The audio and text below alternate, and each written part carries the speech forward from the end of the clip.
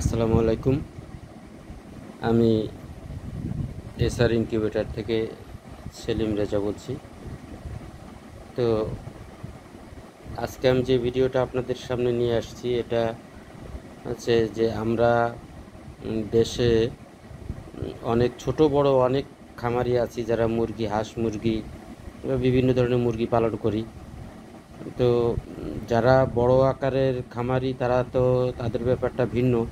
তবে যারা একেবারে নতুন ছোট শখের বশে খামার করছে তারা অনেকেই আছে বিভিন্ন হাঁস মানে মুরগির দিক থেকে বিভিন্ন সমস্যায় তো জর্জরিত আছে ঠিকই, কিন্তু মুরগি বা বাচ্চা দ্বারা যে ক্ষতিটা হচ্ছে এতেও তারা অনেক ক্ষতিগ্রস্ত। যেমন হচ্ছে খাবারটা তারা অনেক সময় আছে, তাদের কথা বলবো না, আমার কথাই বলি। আমি প্রথম যখন খাবার দিতাম মানে খাবার দিয়ে আসছি যে যে খাবারটা সারাদিনে শেষ হওয়ার কথা না, 2-3 ঘন্টা পরে যায় দেখতাম যে খাবার পাত্রে একটুও নাই, সম্পূর্ণ ছড়ানো ছিটানো, মানে নিচে ফেলানো।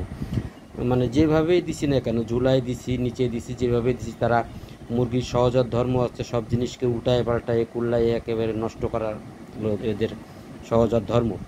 তো যাতে আপনি খাবারের পাত্রে এরপরে আমি বিভিন্নভাবে খাবারের পাত্র তৈরি করছি। এই আজকে নতুন করে আবার একটু এইভাবে নেটের দিয়ে করছি। চতুর্দিক দিয়ে আমি প্রথম সুপারগুলো দিয়ে আটকাইছিলাম, সুপারগুলো দিয়ে আটকে না দেখে আমি এটা পরে গ্লুগান দিয়ে এটা এভাবে আটকাইছি, যাতে মুরগি ওর ভিতরের থেকে মুখ দিয়ে ঠোঁট দিয়ে টেনে বের করে না আনতে পারে।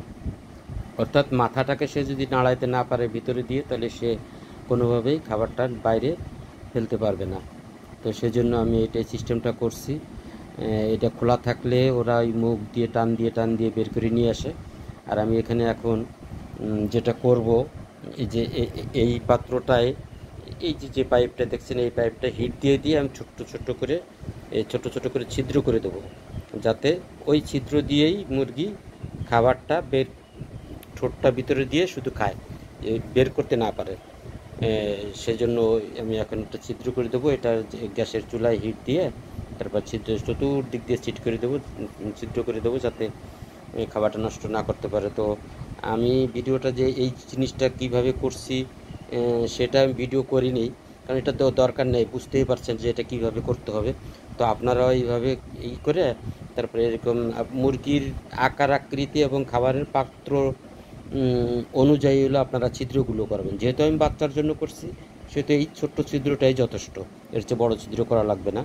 আর বড় মুরগির জন্য যখন করবেন বড় পাত্র, তখন সেইভাবে আপনি আপনার পছন্দ মতো ছিদ্রটা করে দেবেন, এইভাবে আটকাই দেবেন। আশা করি আপনার খাবার একটুও নষ্ট হবে না, সব খাবারই ভালো থাকবে, মানে পুরোটাই মুরগিতে খাবে, মিস ইউজ হবে না একটুও। তো চলুন যাই, এখন আমরা এইটা ছিদ্র করি। এই গ্যাসের চুলায় আমি এখন এই পাইপটা হিট দিছি, এটা একটু হিট হলেই আমি ছিদ্র করতে শুরু করব, একটার পর একটা ছিদ্র করে যাব, বাস। তারপরে আর আশা করি আমার খাবার নষ্ট হবে না। এই মুরগির বাচ্চাগুলা আমি মুরগির বাচ্চা বেরোয়েছে আজ 10 দিন, আমি খাবার দিয়ে শেষ করতে পারতেছি না। খাবার দিয়ে আসতেছি, কিছুক্ষণ পরে যেয়ে দেখতেছি খাবার সব নিচে, অর্থাৎ ফেলে দিচ্ছে। এই দেখেন, এই যে একটা ছিদ্র করে দিলাম। এইভাবে আমি কিছুটা পর মানে ছিদ্র করব। হিটটা একটু কম হয়েছে, হিটটা আর একটু হিট হোক, বেশি করে হিট হলে আমি একসাথে কয়েকটা ছিদ্র করতে পারবো। হ্যাঁ,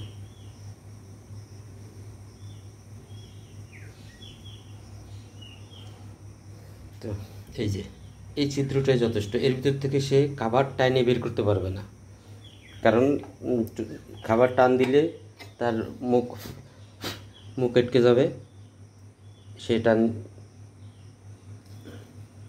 টান দিয়ে খাবার টানতে পারবে না।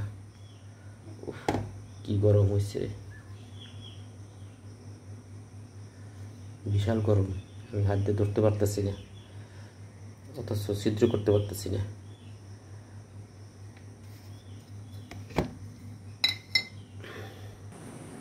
দেখেন, এই যে আমি এই ছিদ্রগুলো এইমাত্র করলাম, এগুলো বাচ্চার জন্য। তো এর চেয়ে বড় ছিদ্রর প্রয়োজন নেই।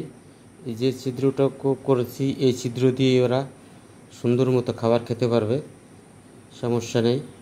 আর যে নেটগুলো দিয়ে করেছি, এই যে এই নেটগুলা কিনে তারপরে পরিমাণ মতো মাপ মতো কেটে আপনি এইভাবে গ্লুগান দিয়ে আটকায় দিয়ে তারপরে একটা পাইপ গরম করে পাইপ দিয়ে ছিদ্র করে দেবেন নিজের প্রয়োজন মতো আর কি, অর্থাৎ মুরগির সাইজ এবং পাত্রের সাইজ অনুযায়ী আপনি ছিদ্রগুলো করবেন। এর ভিতরে হচ্ছে কি এই যে হোলগুলো আছে, এই যে এই দাঁড়াগুলো আছে, আমি এই দাঁড়াগুলো আমি ইচ্ছা করলে আমি সুন্দর করে করে দিতে পারি, কিন্তু আমি সেটা করব না। এটা রেখে দেবো। এই যে এগুলো, এই দাঁড়গুলো রেখে দেবো এই কারণে, যাতে ওর টান দিলে, মুখ দিয়ে টান দিলে মুখে ব্যথা, ওই যে লোমে টান লাগবে, ও ব্যথা পাবে। এই জন্য টানাটানি করবে না, সুন্দর মতো শুধু ঠোঁটটা ভিতরে দিয়ে টুকরা টুকরা খাইতে থাকবে। তো এই পর্যন্ত আপনারা ট্রাই করে দেখেন, এইভাবে করেন। তো আমি আসার মতো অত বড় ভিডিওটা বড় করব না, শুরুর থেকে দেখালাম না, এই আন্দাজ করে নিজেরা বুঝে নেবেন। তো সবাইকে ধন্যবাদ। খাবার বাঁচান, মুরগি বাঁচান, নিজে স্বাবলম্বী হন। আল্লাহ হাফেজ। সবাইকে ধন্যবাদ জানিয়ে শেষ করছি।